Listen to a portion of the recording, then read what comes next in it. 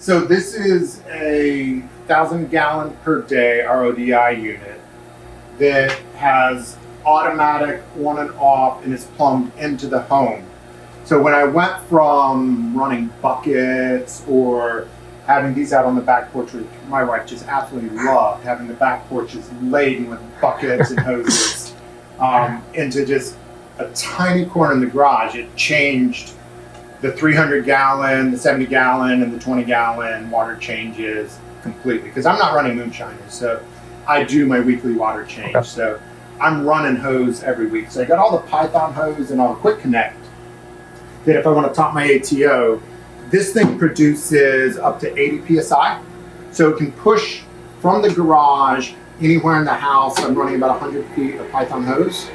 And okay. I can fill up a 20-gallon ATO in about 3 minutes. Okay. Pushing out of here. This right here, when I need extra water, I just kick this on and I'm ripping water out of there. And as this drains, it kicks on when this water sensor senses that it's low. So I never have to do anything relative to hooking up RO, hooking up my RODI system, anything like that. It's just all running through. This runs a balance between product and drain, and you can actually adjust it.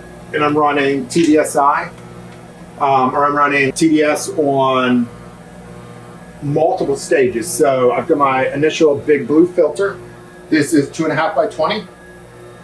And right after this stage, because I'm only doing sediment filtration, which is, most of you in the hobby will know, sediment filtration does not pull TDS out.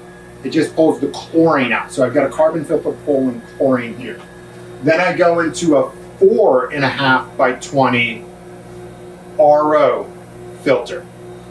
From here, I'm going from 356 to about 3.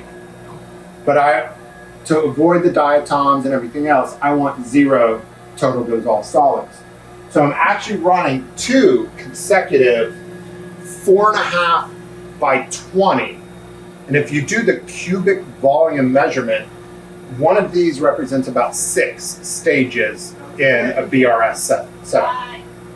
So when you're dealing with 2.5 by 10 versus 4.5 by 20, it seems like it'd be double, maybe quadruple. Actually, volumetrically, it's 6 times. So this is effectively 12 stages on a BRS setup, on a typical RODI. Now, on that setup, I'm going in at 0 and out at 0. I anticipate this should last me about a year. But I got these from an outfit where the whole unit was only about 20% more expensive than the resin itself. So I just went over the top because I really don't want to change it, repack all that frequently. So we come in from the house. We plumbed from the water softener. Pre-water softener, you never want to go post-water softener because of all salts. And it's also associated to the house shut off and everything else. Plumbs directly from the house. The waste is at a 2-to-1, closer to a 1.5-to-1 waste, but you can adjust it. You get the pressurization here as it runs through mechanical filter, RO filter, DI stages, and I actually added the DI stages because I bought this as only an RO unit. And then the waste comes back into the house through a P-cup drain and goes out. So it's really self-sustaining. So the minute I fill my mix station, which I'm eventually upgrading this to white, I'm gonna have a nice white 100-gallon tank. Inside of here, I run a mix as well as a pump on both of them.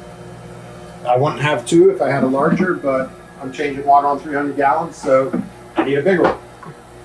So that's cool. The setup. No, that's